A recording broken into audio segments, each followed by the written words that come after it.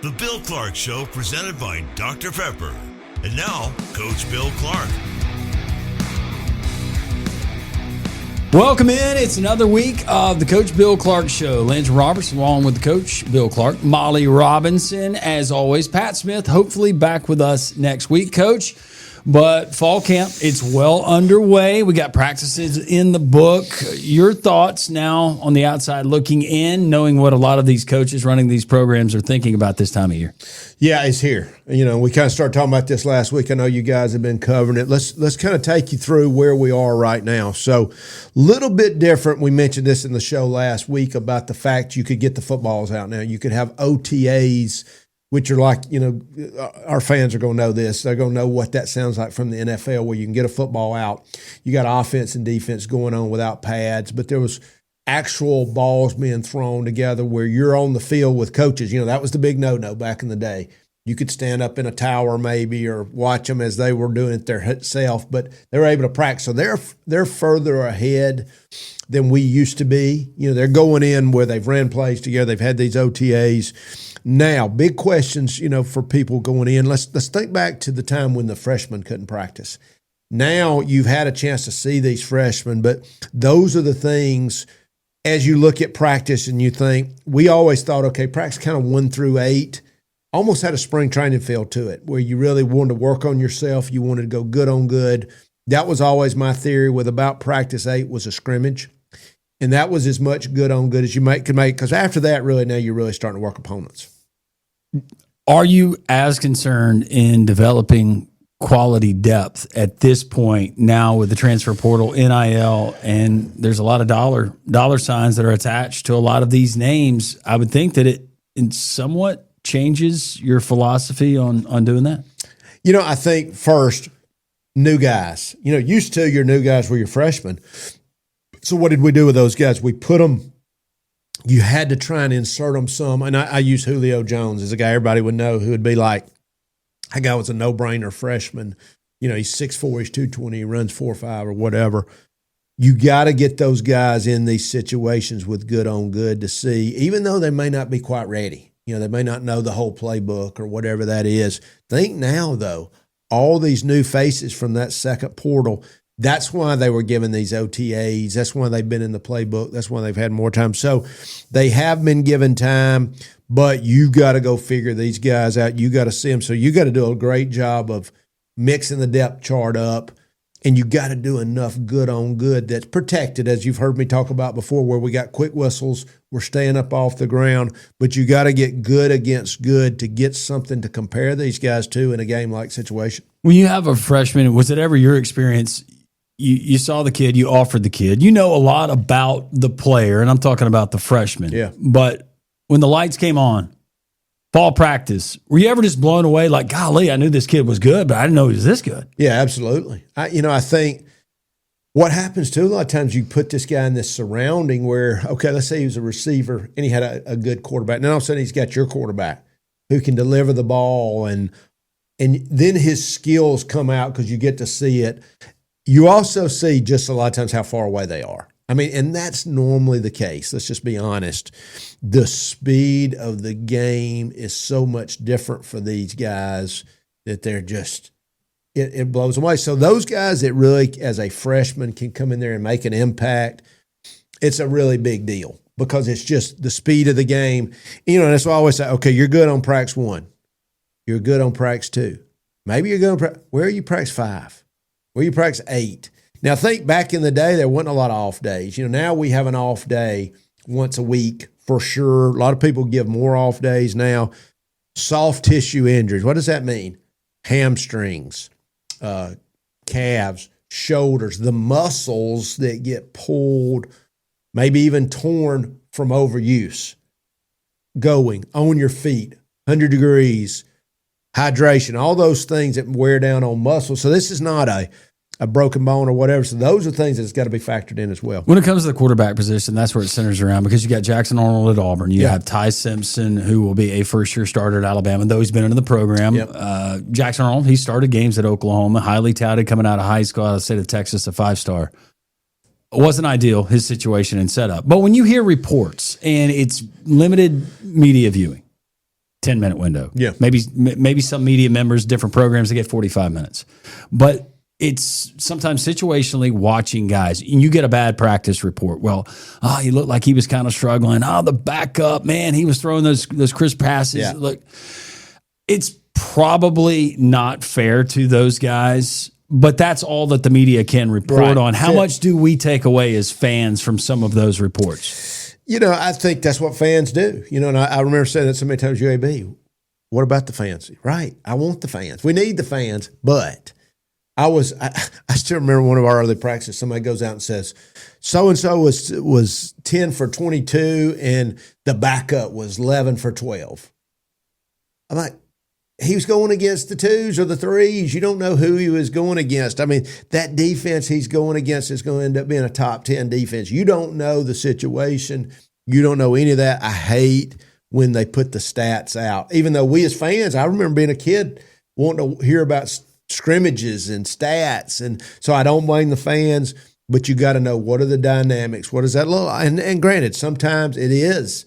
He didn't have a good day and the other one did. A lot of times it's who they're surrounded by. What are the red flags you're looking at? Just let's stick specifically with the quarterback position. Mm-hmm. Red flags, fall camp, this time in camp where you're going, ooh, I don't know. Yeah. I'm not feeling like I did back in the spring about this guy. Well, if he came out of the spring and he was good, let's say, then, what would be the reason he's not having a good summer camp? But if we just said, let's take spring out of there in general, and we said he's struggling right now, it's going to worry you. I mean, the games are coming up. What is causing? Is he turning the ball over? Is he pressing? Is he trying too hard? Is there a real competition? Because here's what I wanted to do. I mean, when we were worried about a quarterback could leave you before school started, you wanted to create a competition. Now, there's two things here. One, did we want to have an outright winner at quarterback? Absolutely. You want a stud at quarterback that everybody knows he's the guy. But if he's not the clear-cut guy, then I am going to keep it tight to the vest, make them swap in and out, because I don't know, and I sure don't want to lose the backup when I go ahead and say, this is the guy, and I don't even know this is the guy. And I'm not trying to be dishonest to either kid. We're just saying this competition is going to play out to the very end, if that makes sense. Other than the quarterback position, I want to go offensive side of the ball, defensive side of the ball. I know that you've coached both sides, but from a head coach's perspective, is there a position group on one side or the other, excluding quarterback, where you really need to see that progress early in camp to feel good? Otherwise, it could be very detrimental to your season. O-line. I mean, I think O-line, no doubt, because here's the deal with those guys. You've got to get them to the game because there's just so many ways a guy in the O-line can get tangled, and that's what happens in practice. People get on the ground and they get legs twisted, and these are some tough guys. I mean, but not only can this individual handle things, we're trying to get a cohesive group. And what happens with that O-line? Who's the backup? We need a tackle, a guard, and a center. We really need 8 guys. That's what you want, because a guard can go on either side, a tackle can go on either side. I still remember back in 2018, we had 5. We felt like we had really 5 at that time that could play. We're just like, Lord, we cannot get anybody hurt, But it's the cohesion of that group playing together. Got to create some depth. Now, what happens is this guy, and I'm telling you, this happened to us so many times with these junior college kids who looked the part. You remember the old deal, can you get him in at mid-year? But we would, like at UAB, we would get guys late, which I referenced to the portal. Now, obviously the OTAs are huge, but imagine not having an OTA. You get a junior college O-lineman in, and it's July, which happened to us. And this is the stuff that the average person doesn't even know. They got this guy, he's 6'2", 315. He was a good player, 6'4". All conference and Independence Community College. Bingo. He's not in great shape. He's never seen anything like how we practice. The terminology is different. And he's got to mesh with these other. I mean, imagine that, because that's the world I come from. That's the world, because that's when we got a really good guy. A lot of times we got him because we got him late. We were willing to wait on him. So imagine that being a freshman. Imagine now we've got these new guys that are coming in from the portal But they've at least had those OTA times where they could really get out and do real football, because squatting, running, all those things are important, but that's not playing O-line. Is it defensive line on the other side of the ball as a defensive coordinator you're looking at, or is it secondary? Is there a specific group? I think probably the secondary is a group that's really now. We've played with some corners if they could master all the things that go with it. Yeah. Safeties are a little bit different because there are a lot of intricacies and fits and understanding. D-line, you can play with some guys, especially spot play, as long as they understand. One of the things we talk about all the time is gap integrity. What does that mean when I'm just better than the guy in front of me as a high school player, maybe even a junior college player? The guys in front of me, I throw him to the ground, make the play, right? Here's the guy in front of me. He is skilled as an O-lineman at doing his job, right? And, we've talked about this. And once again, we're talking about playing the zone, right, where the zone moves and I'm outside of a guy in a gap, right? I'm on his outside shoulder. But that line, this guy's moving. Where does my gap go? I got to move with him. If I stay still and he moves, what happens? There's the space. And that's where the ball ends up. So understanding leverage and gaps and gap integrity, when the guy in front of me is big as me, he's strong as me, he's well coached. So that's what happens a lot of times to these defensive guys who just run, hit somebody, understand all the techniques that go with it. But you can play with a young guy there. Sometimes it's just a really gifted player. Linebacker can be hard because there's a lot of things to know.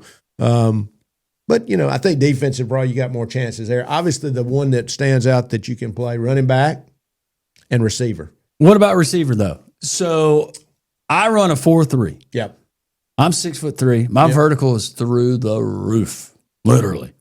Wingspan like Manute Bowl. Yeah. But I can't block my little sister. Yep. You play him? You start the process of you don't play without learning how to block. But I knew there was a but. There's a but there, because we're going to say, let's get this guy on the field. Let's throw some passes to him. God didn't make a whole lot of those. That's it. Those guys. That's right. So and that's why we call it coaches. I saw a thing, and I'm sure some of the fans saw this today, and I thought it was really good. Mike Tomlin was talking about coaching. And I've said this all the time. I'm looking at this guy, and they say he won't do something. He won't use his hands. Now, not terrible attitude. I'm not talking about that. I'm just saying it's the thing. You go, that's coaching. That's coaching. Now, as long as he's not unwilling to do it, we're going to teach this receiver to block, right? He maybe just not know how. Now, once again, unwilling is another subject. He's going to get willing, or he won't play. Or he's only going to play a little bit, and you say, Coach, why can't I play more? I caught a touchdown pass because you still got to block. What about guys above the shoulders? Yeah. Maybe, we all test differently, but maybe not what some people would consider the sharpest knife in the drawer. Yeah. Great skills. Can you work around that? Certain positions, I'm guessing you can. Yeah, you just, it's like I used to say about this guy, we've got to play with him. Go back to high school.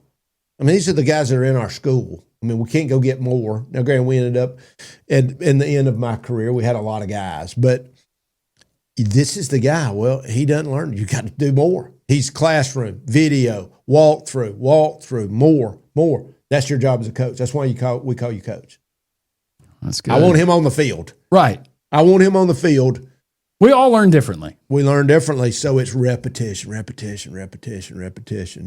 we can go back to phys ed and talk about how many times it takes to learn a motor skill. But I always, and the coaches always knew what I was saying. Look, I've played with guys just like this, won a lot of games with guys just like this. We got to have this guy. And these are the guys we're going to get. I always laughed when I would see this guy at Alabama, let's say, or Auburn. He's a 28 ACT. He runs 4.3, and he's – how hard it is to coach those guys. I get those guys in those like Alabama, Mississippi games. I'm like, he's super smart. Oh, and he's a freak. Yeah. Just get him on the field. Yeah. Now, I'm not saying you didn't coach him. I'm not saying, but those are the guys that happen to end up at some of these elite schools. And you're like, if you've ever had to do this other, where you had to take a guy, and I always say it, who's missing something. And it's not a knock on this kid, but he's He's a little short. He's a step slower. He's not as smart. He came from a program that wasn't as good. He wasn't coached right. He hadn't been in the weight room. You see what I'm saying? That's the world I came from. And that's not to say, oh, you're the best coach in the world. It's just to say when you've coached at those levels, and then when you get this guy that can do it and is smart, you're like, wow, this is fun. This is, Yeah. I mean, I went to watch the Titans last year. Zach Woodfin is the strength coach for the Titans, played for me, coached for me at UAB. And I'm watching those guys, and I'm not saying they're not doing any coaching, but you've got a guy he knows how to tackle. I mean, here's the scheme, coach him up, but it's different from when you come where I come from, where you had to do it all. And back in the day, if you're Tiger Woods' golf coach, you're his swing coach. Yeah. I know those guys are really good and they're nitpicking, but do you have to do a whole lot? No, it's just there's varying degrees, and there's those guys are managers, emotional, mental, psychological, and I know NFL it's a long season. There's other types of coaching. Don't get me wrong, but those guys that have worked their way up. I mean, there's a reason 70-something-year-old guys still coaching in the NFL. Yeah, they don't. It's not as much physically demanding. It's a lot of mental, a lot of scheme, less about I got to take this guy and teach him A, B, C, D. And I'm sure a lot of those guys have worked their way up to get to that. So just different places, different levels, but all good questions. I know that you don't know, and hey, every team's biggest improvement between week 1 and week 2. Yeah. All my best teams, they gotten better as the weeks go along. I understand all of Mom's that. over shaking her head. She's heard that one before. Right? At what point in camp are you going, oh no, Yeah. this is not what I thought we were getting? On roster, it looked good, but especially now with a lack of continuity in a lot of situations, new faces, new ingredients all being mixed together. At what point in camp, just fall camp, are you going, uh-oh?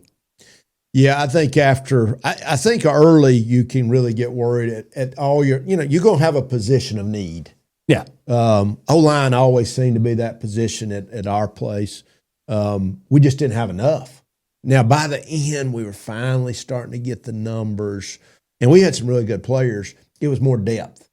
And as we started getting the depth, I started seeing it. But it's just so much to making an O-lineman. And it really, we're one injury away from having a real problem, And so I think that's what happens to you. And you're also knowing we're going to play like we practice. How much, people would come to our practice and, man, you guys, y'all get after it. I mean, you were at our practice, you're physical, but I thought we were still protecting them, and then it's like. Your practices, for anybody who did not get to witness them live, even as a spectator, there was a little bit of a natural anxiety that came over you because they were so intense. Yeah. And you're sitting from an elevated perspective. Coach, one of the moments that I remember watching you guys in the fall, I call it fall practice, summer practice. Sure. And all of a sudden, it is a brawl that breaks out. A brawl. You never lost your head. You were just making sure that everybody, I guess, skirmished responsibly. Yeah. Well, they started pushing a sled when it was. But it was. I always tell the Garrett Marino stories. Remember, I don't know if I said that on here. Which one? Yeah, the great stories were because he wanted to fight, right? And I'd just be like, Coach Henley, take him. And there was sleds were waiting, him and whoever he was fighting. And so he's pushing the sled for the next 30 minutes, those weighted sleds that are right down here. So I noticed this was toward the end there of his career, and it starts a fight, and all of a sudden there's 5 O-linemen on Marino. So I'm like, what the heck's happening here? So then the next day, same thing. So I asked my O-line coach, he said, Coach, they've made a pact among each other. If it's one of us, it's all 5. And I didn't blame him. But, I think the point was, there was a point in there where no, we're not fighting, but the intensity, that's why we started sending, I'd take them to the house, and it was the O-line and the D-line, the linebackers, running backs, receivers, because they were getting where they didn't like each other. Yeah. Because we were going against each other so hard. And I said, we're still a team. You got to guys start hanging out. So that really helped us there at the end. We started having to figure that out because we love competition. And that's why I think when you saw our teams play, they did not want to lose. I mean, they hated it. Now, it's like I always said, when the game's over, we're going to go shake hands, But the stadium steps on Friday, 30 degrees in January, and it's icy, and nobody, and I mean, that's the calls I get. Because remember when I said, oh, yeah. But those are the things that made us, how we practice, how we were together, the team parts of it. But you still got to take care of them.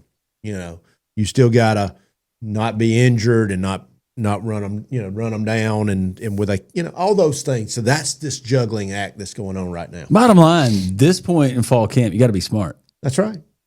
And that relates to the good people at Smart Bank, because we know that they're smart and they're going to be smart with your money. They are, and I think that's exactly what I found with those guys is that when you come in, they know who you are, they know your name, but they're really good at what they do. And getting to be on the advisory board with the guys at Smart Bank and just see really how they're taking care of our money, I just need more of it, right? So we'll work on that. And we all. Well, Coach, a lot of folks going to be tailgating, traveling around to high school games, college games this fall. Oh, I love this time of year. And you want to be doing it in a ride that you can trust and that you're proud of. And that's what you're going to get at Donahue Chevrolet.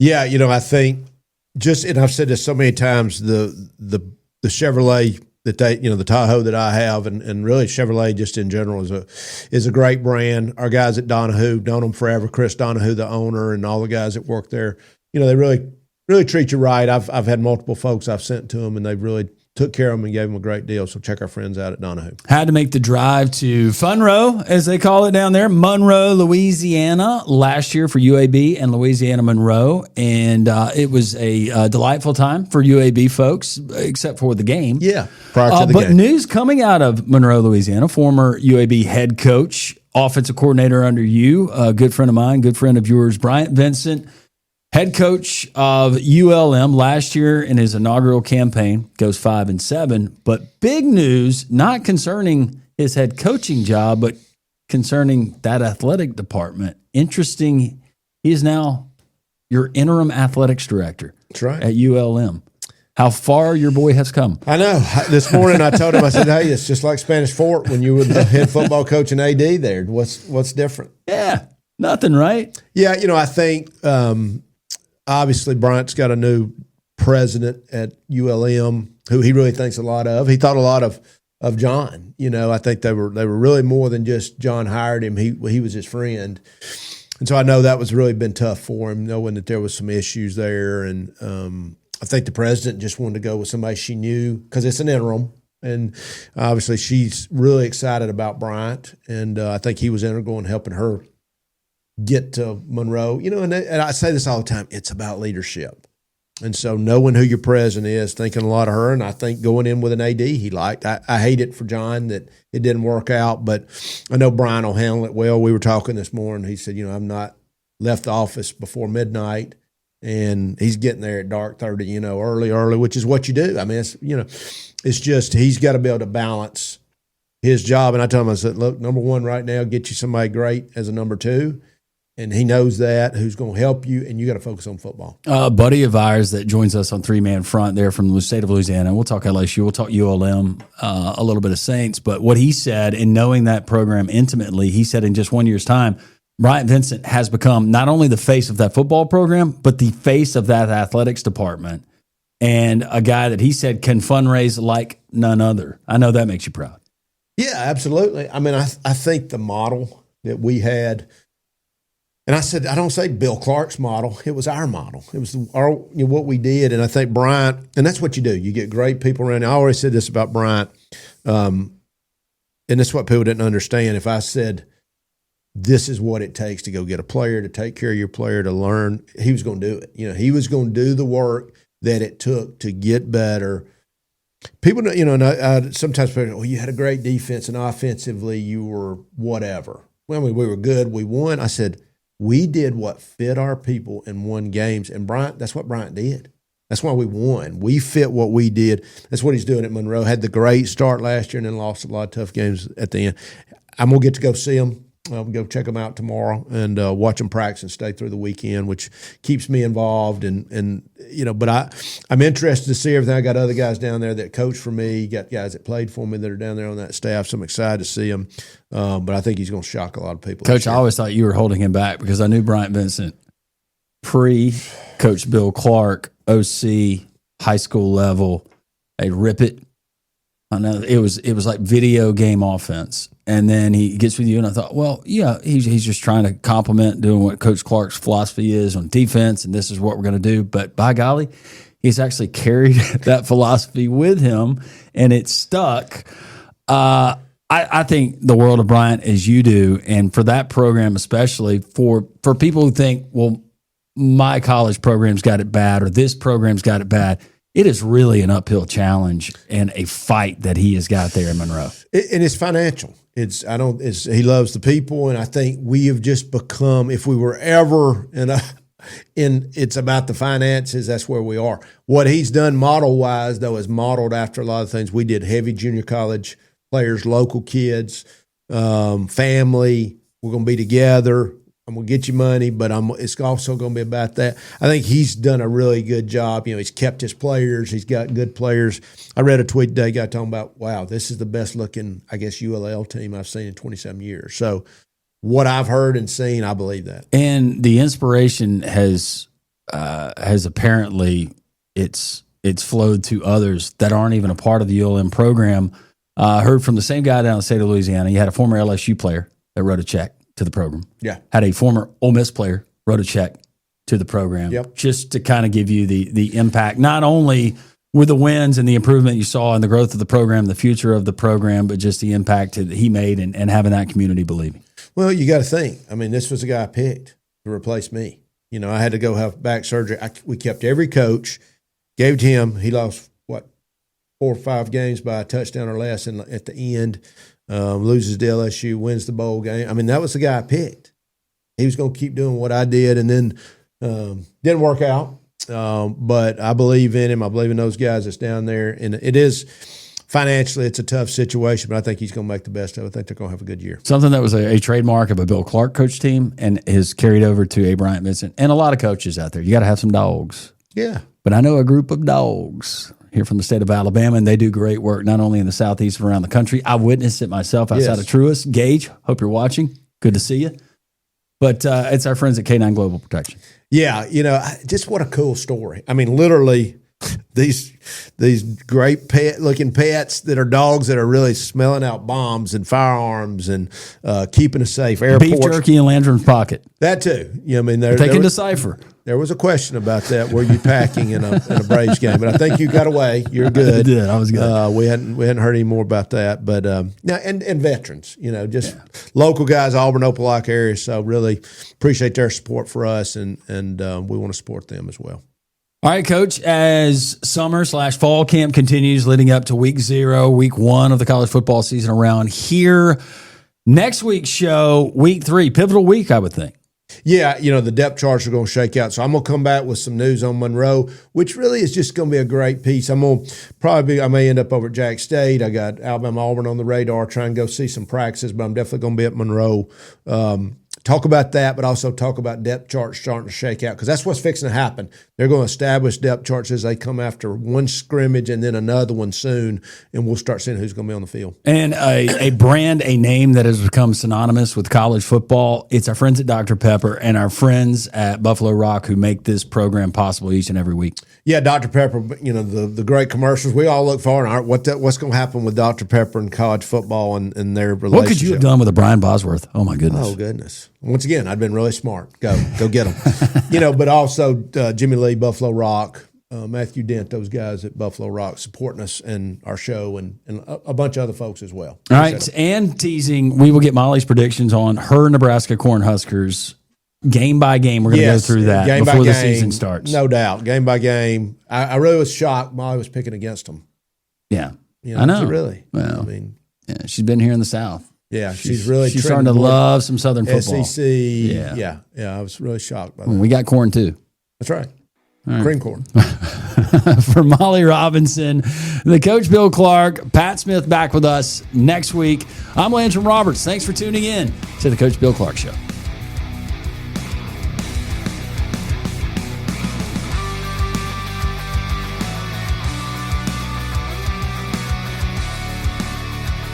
This has been the Bill Clark Show, presented by Dr. Pepper.